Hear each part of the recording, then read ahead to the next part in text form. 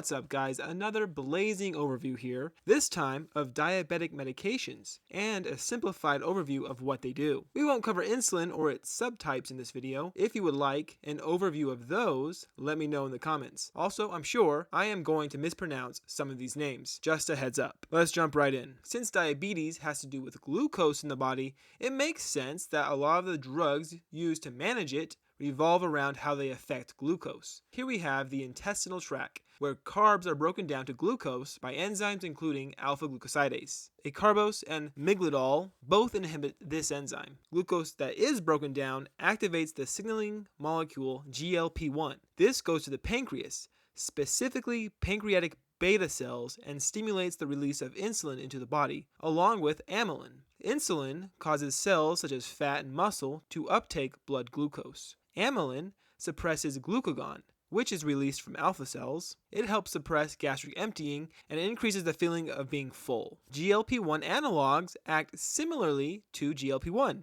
and these include liraglutide, exenatide, and semaglutide. DDP4 is an enzyme that breaks down GLP-1, which prevents it from signaling. DDP4 inhibitors, such as linagliptin, saxagliptin, and sitagliptin, block this enzyme and thus increase the amount of GLP-1 available to signal. Here we have some cation channels, calcium and potassium, in the beta cells. Calcium increases ATP, which causes a release of insulin. Letting in potassium into the cell turns off the calcium channels. Sulfonylureas and meglitinides block the potassium channel, which allows the calcium channel to function. Remember amylin. There's a drug that acts similarly to it, which includes pramlintide. Let's talk about metformin, the big daddy most prescribed diabetic medication. It inhibits the liver enzyme mitochondrial glycerylphosphate dehydrogenase, or MGDP, which is much better. Put simply, this helps slow gluconeogenesis. It also acts on peripheral cells, namely fat and muscle cells, to increase their sensitivity to insulin. Glitazones, aka this other long name here, is a class of drugs that act on the nuclear receptor of fat and other cells and has a few functions. It increases insulin sensitivity, blocks leptin and TNF-alpha production, which can help lower inflammation